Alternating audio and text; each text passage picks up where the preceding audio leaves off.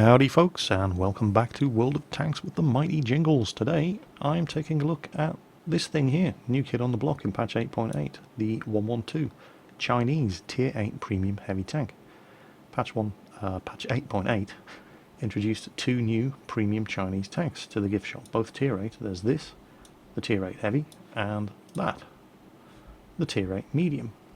Today we're going to be looking at the 112 though, be looking at the T-34-3 in another review, coming soon. So, what actually do you get for your money? And, well, more importantly, how much is this going to cost you? Well, let's have a look at the gift shop. Well, this tank is now the most expensive tank in the game, other than the Type 59G, which is only available on the Chinese server. There it is, 44 euros and 55 cents. Obviously, EU server prices. It's 55 cents more than the Lerva, which is no longer the most expensive tank in the gift shop. And what you get for your money is basically the tank, a 50% crew, and a garage slot. I just noticed, actually, got nothing whatsoever to do with the 112. This package in the EU gift shop, that is an absolute bargain. You know, 37 euros 95 cents for an SU-100Y and an SU-122-44, 2 garage slots, 50% crews, and 3 days of premium account. That's not bad. But anyway, back to the 112. Now, it's worth pointing out that you can only buy this tank in the gift shop. You can't get it in the in-game tech tree, the same way you can with the IS-6, for example. You go to the tech tree there, you have a look at the Chinese line. There are no premium tanks for sale in the tech tree.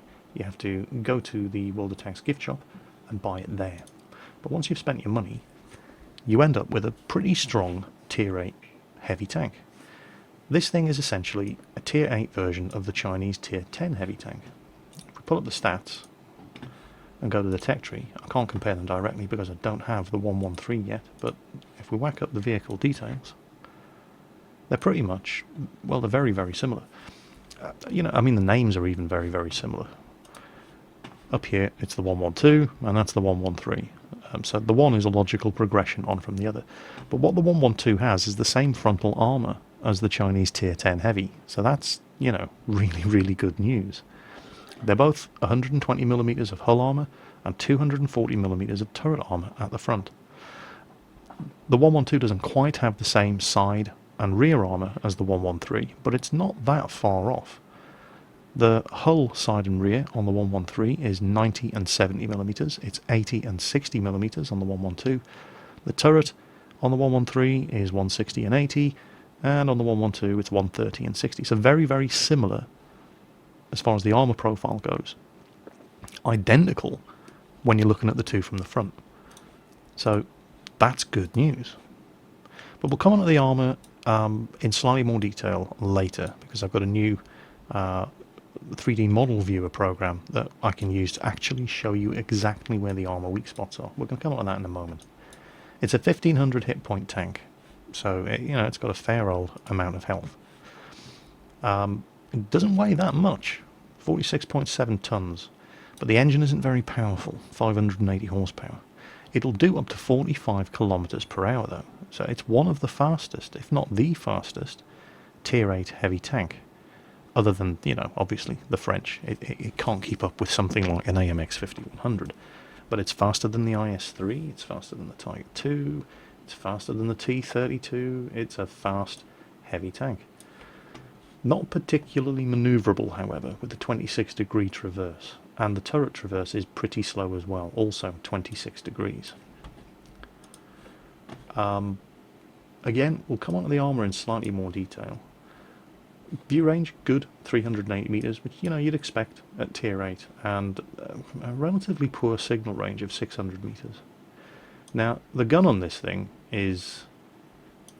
we'll be generous and we'll call it interesting. What we have here is another clone of the Russian 122mm guns. This is the D25TA. The rate of fire is very, very bad, 4.55 rounds per minute. The penetration is bad, 175mm, but it's the same as the IS-6. It's got that 390 alpha damage, good punchy solid amount of alpha damage, horrifically bad accuracy, 0.46, and a really nasty 3.4 second aiming time. Incidentally, exactly the same gun stats on that thing. More on that when I come to review the T-34-3. But sticking with the 112, this gun is... it's interesting. Let's have a look at some of the Russian heavies, and I'll show you what I mean. I have a lot of Russian heavy tanks. Let's have a look at the KV-1S. Now the KV-1S is going to lose this 122mm gun. It hasn't happened in patch 8.8. It's slated to happen in patch 8.9. They're talking about replacing it with a 100mm gun, but for the moment, there it is. Now this is a tier 6 heavy tank, and they're effectively the same gun. In fact, they are exactly the same gun in everything but the rate of fire. The KV-1S's big weakness was the monstrously slow rate of fire on that gun. The rate of fire isn't that much better on the 112. It's 3.75 rounds per minute on a fully trained KV-1S crew. It's only 4.55 rounds per minute on a fully trained 112 crew. The other difference is, of course, the 112 uses high explosive anti-tank premium ammo, which has 250mm of penetration. The KV-1S uses APCR premium ammo, which only has 217mm of penetration.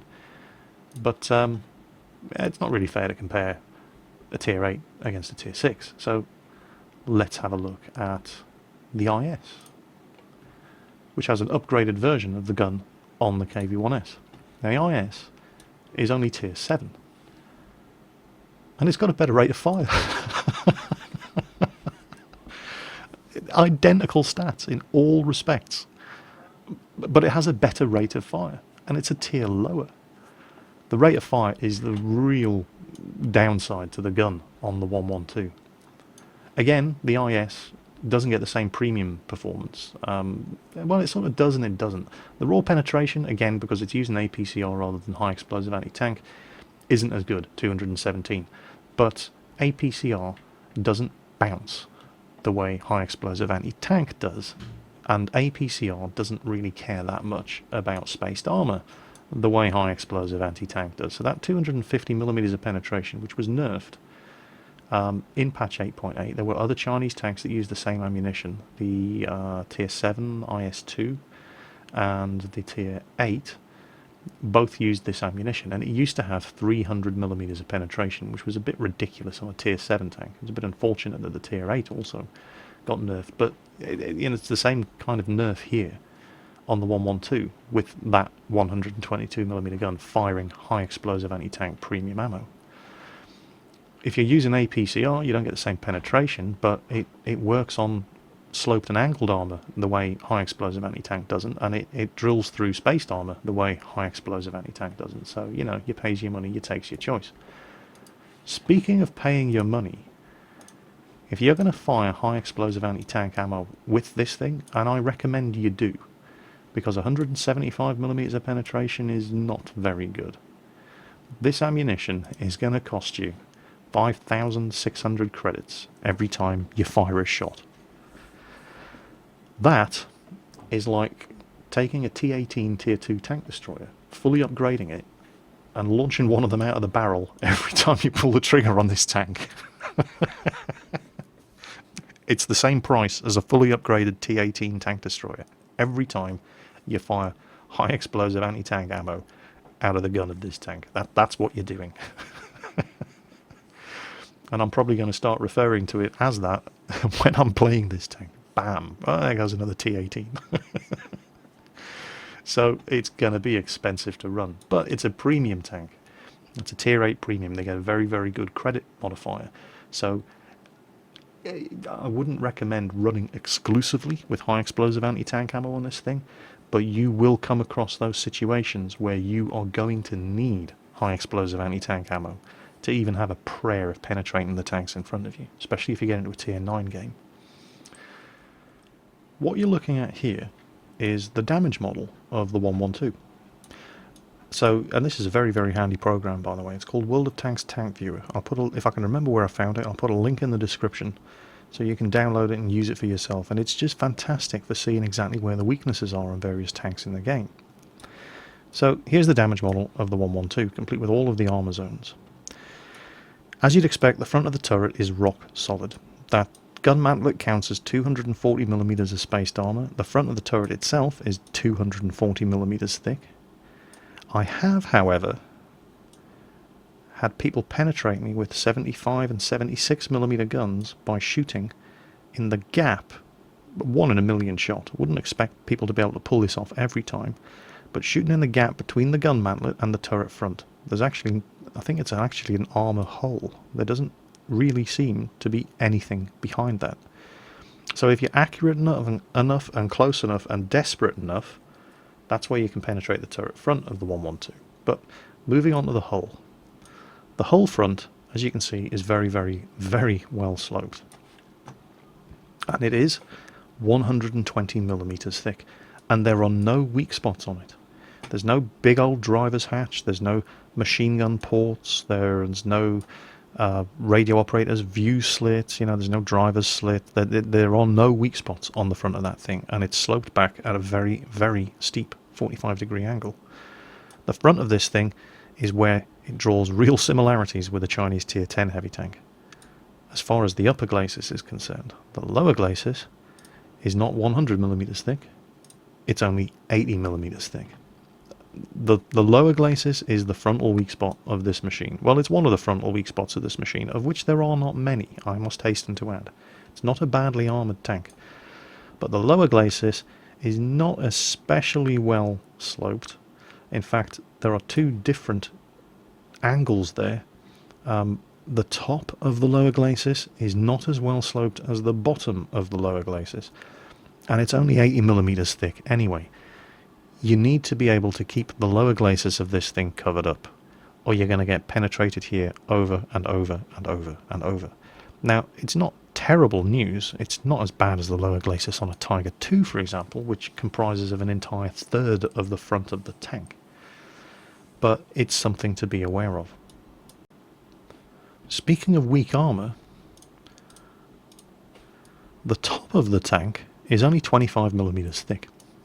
If you can get above a 112 and behind him, you're going to cause all kinds of problems, because you've got a nice big fat vulnerable engine under there as well. Artillery, you're going to have a field day shooting at this thing. If you can land a shell on top of it, it will absolutely wreck this machine. Note that the tracks count as 25mm of spaced armour as well. And what we can do here is remove the chassis and see that the side is also only 80mm thick, but it does have 25mm of spaced armour comprising the tracks on the side. So high explosive anti-tank shells are going to have problems shooting at the side of this thing, in particular because that is also a strip of spaced armour, which is 30mm thick. So be aware, if you've got your high explosive anti-tank ammo loaded, or HE shooting at the side of this thing, you're probably not going to have that much success. A couple of other points about the armour of this tank before we actually move on to the replays. There is a sort of a shot trap on the front of this machine, which is very valuable if you are at point blank range fighting a corner against this thing.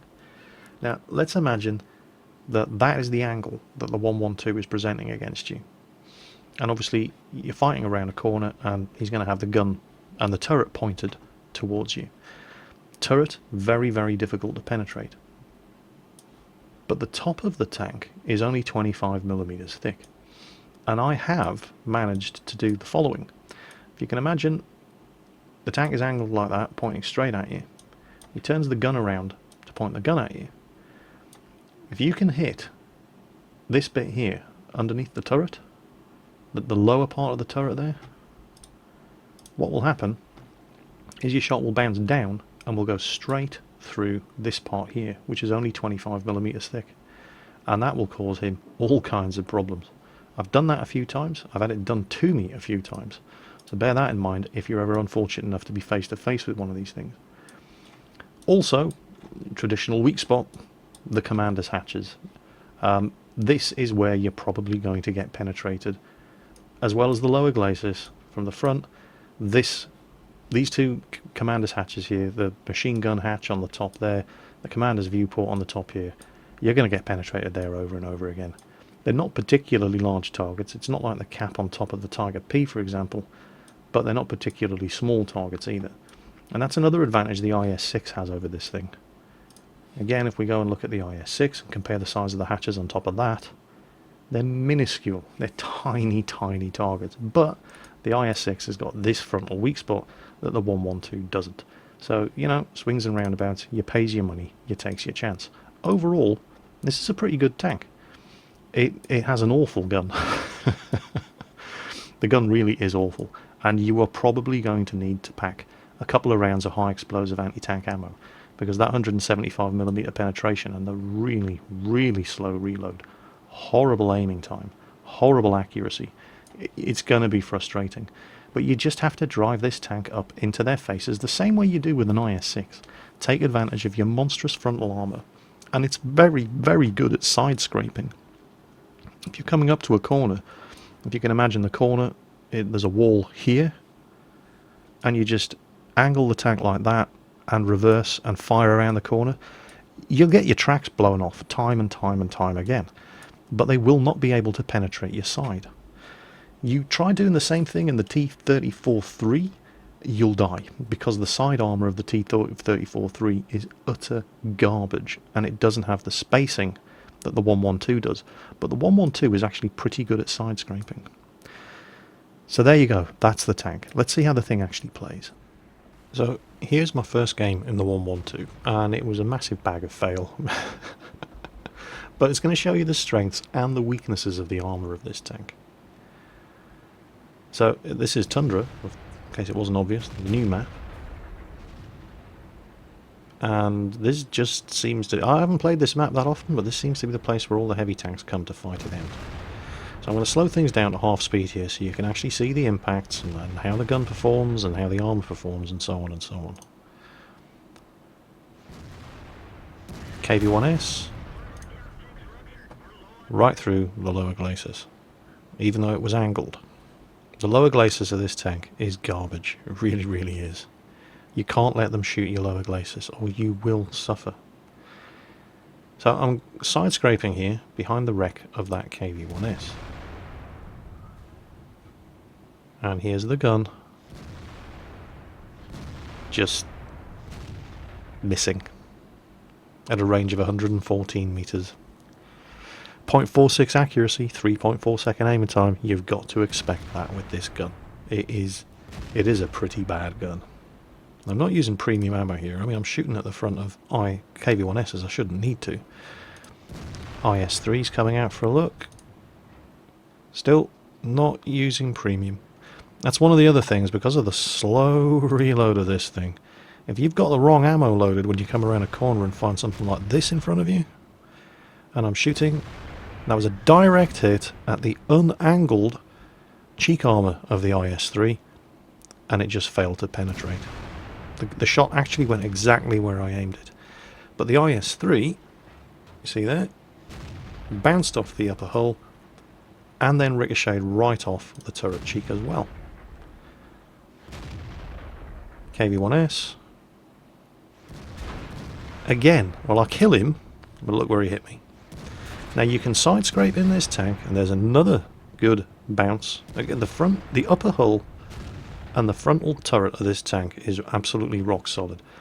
But even when you're side scraping like this, you cannot sit still, or you're just going to give them hits on your commander's hatch.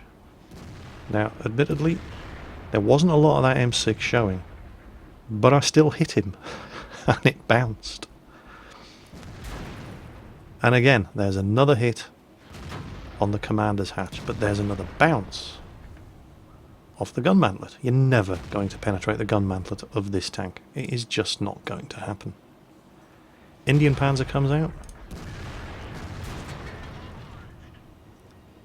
And that, I'm going to pause it here actually once the smoke... No, I'm not. Okay, I'll rewind it and then I'll pause it once the smoke clears. Pause it there. And let's have a look at the side. Any second now I'm going to take a hit in the side. Come on. Where is it?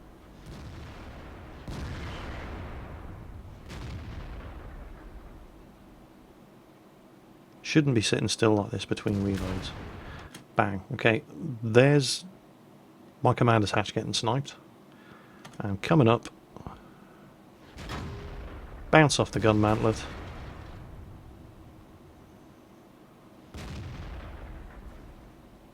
.270 health remaining. And pause. And did you see that? That's the shot trap effect I'm talking about. That shot, I actually raised my gun slightly, I'm not sure what I was aiming at the time. The shot came right in, smacked the gun mantlet, you can see the point of impact, and it ricocheted straight down and went through the top of the 25mm hull armour on the tank. So, despite that entire game being a massive bag of fail on my behalf, it's at least shown you the strengths and the weaknesses of the armour of this machine. So we've seen the pros and cons of the armour. Now it's the turn of the gun. Now I do have 5 rounds of high explosive anti-tank ammo, but I'm not going to use them in this replay because I want to see how the gun performs. And that was a penetration through the lower glacis, despite the fact that it was angled at 45 degrees. If it hasn't hammered the point home by now that you cannot let tanks take shots at the lower glacis of that tank, then hopefully this game will. Bounced right off the lower plate of that E75, and it wasn't especially well angled. 175mm of penetration just doesn't cut it in tier 10 games, tier 9 games. You will never see a tier 10 game with this tank. The gun just isn't good enough. It gets special matchmaking. This is a very, very tough game in which to be driving a 112.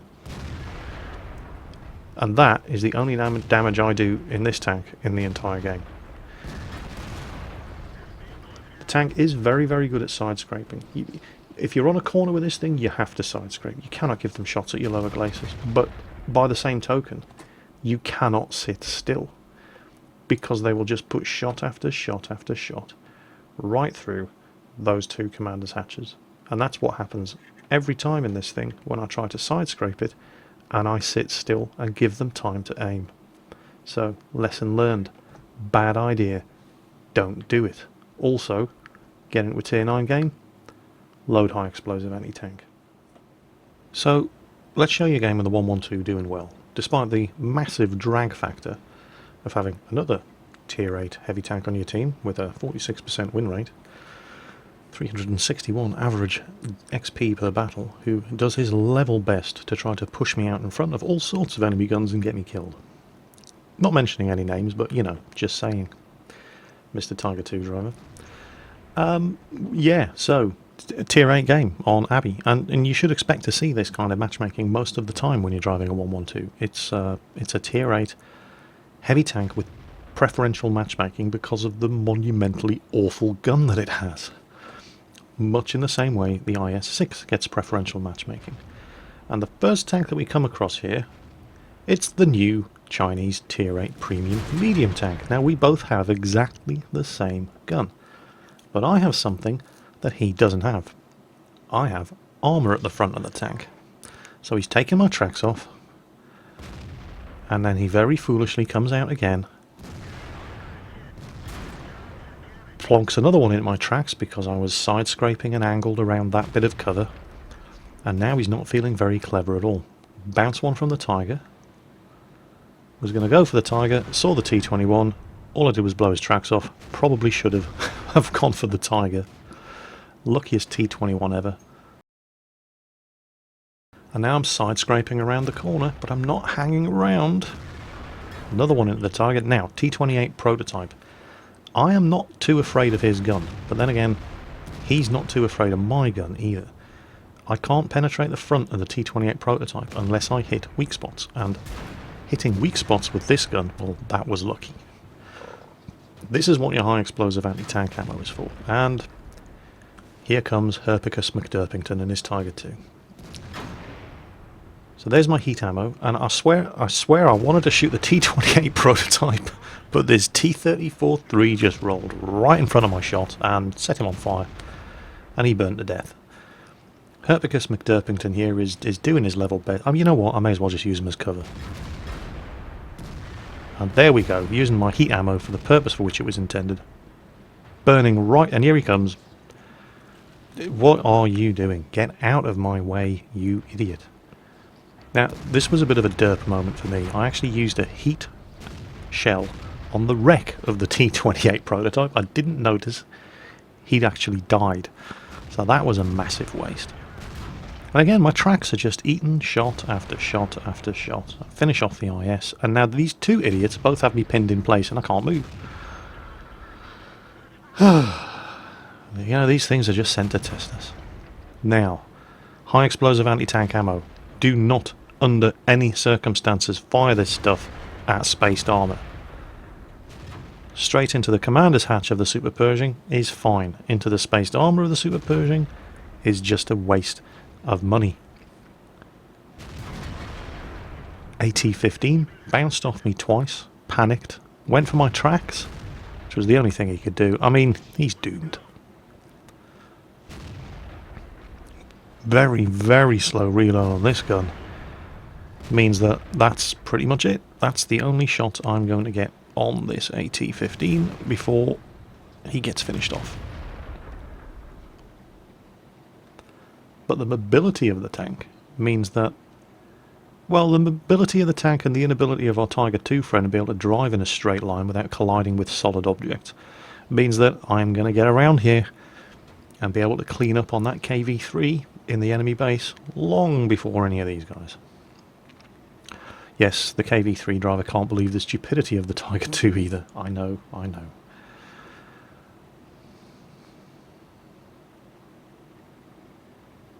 This thing is one of the fastest heavy tanks in the game. It'll do 45 kph.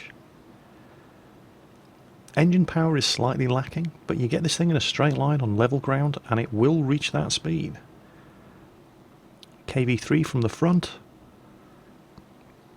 And we aim, and we aim, and it went kind of slightly to the left of where we aimed, but it still hit that solid strip of armour at the front of the KV-3, and 175mm of penetration is more than good enough to put that guy out of his misery. And there's the results, and that right there, 161,000 credits. That is the primary reason why people go out and buy Tier 8 premium tanks. It's because of the credit multiplier they get. You run one of these tanks and you don't have to do that well in it.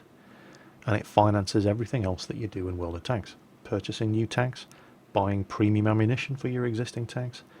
Get yourself a Tier 8 premium. One of these things will pay for itself overnight. And it wasn't a bad game. I mean, it certainly wasn't a fantastic game. Did the best of anybody on the team, despite, you know, our friend in the Tiger II there doing his level best to get me killed. 3,400 damage done, 3 kills, 1,378 XP earned. And for those of you who do not run premium accounts and are wondering whether or not we would have still run a profit in that without a premium account, hell yeah, that would have been 67,000 credits worth of profit. Without a premium account, that would have been, rather than 161,000 credits earned, it would only have been 107,000 credits earned. For a clear profit of 67,000 with a standard account, or a profit even after reloading 5 rounds of premium ammo of 121,000 credits with a premium account. And that's why people buy premium machines, because they just finance the rest of your progress in World of Tanks. So are you going to want to actually go out and spend money, because it's a lot of money, on a 112? Well, it depends what you want out of your tank. It depends what you want to get for your money. Now, what you have with a 112 is a very, very heavily armoured, good alpha damage, in-your-face assault tank. And if that's the kind of style you like to play your tanks, then this is a good tank to get. It's very, very similar to the IS-6. And the IS-6 effectively is the same price. Technically, yes, it's cheaper, but the difference is peanuts. If you ask me to choose between the 112 and the IS-6, I would go for the IS-6, but there's not a lot in it, and there are only 2 reasons why I would go for the IS-6. One of them is obviously going to be personal, depending on which kind of tanks you are currently grinding anyway. I have a lot of Russian heavy tanks. With the IS-6, I can train the crews of my existing Russian heavy tanks in the IS-6 and get extra crew experience for those crews outside of their regular tank, because that's one of the features of premium tanks. With a premium tank, you can take the crew of an existing tank, non-premium, stick it in that premium tank, as long as it's the same type and nationality. So all of my Russian heavy tank crews, I can put them in the IS-6 and get a second dose of double crew experience for winning the first battle of the day. I can, for example, take my IS-7 crew, fight in the IS-7, first win of the day, double XP, take that crew, put them in the IS-6, first win of the day, double XP again, and then put the crew back in the IS-7. And I don't have to pay to retrain the crew to put them in the IS-6. That's one of the features of premium tanks. I do not have any other Chinese heavy tanks, so that is one of the major reasons why I personally wouldn't go out and buy a 112. However, if you are grinding the Chinese heavy tanks, that is a very, very strong reason for going out and getting one of these things, because, well, just look, I've only played half a dozen games in this thing, and I've lost most of them. and the crew's already at 45% on their first skill. So you can train your existing nation's tank crews up very, very, very quickly indeed by using a premium tank for that purpose. So that's a strong reason to get the 112 if you were already grinding the Chinese heavies. The other reason I would take the IS-6 over the 112 is because the gun is just better. They're both very heavily armoured tanks. There's not an awful lot to choose between them as far as the armour and the mobility goes.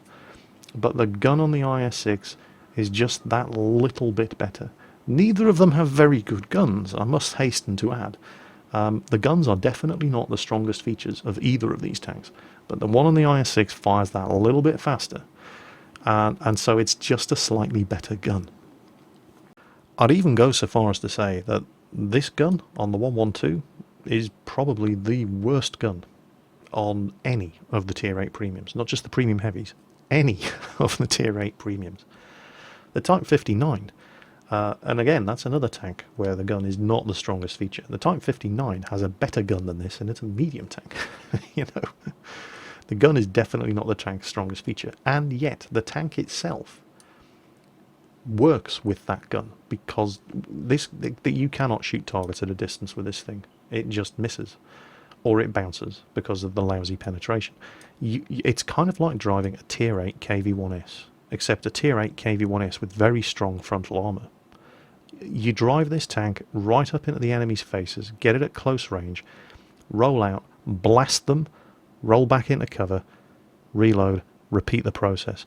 And this tank has the armour to do that.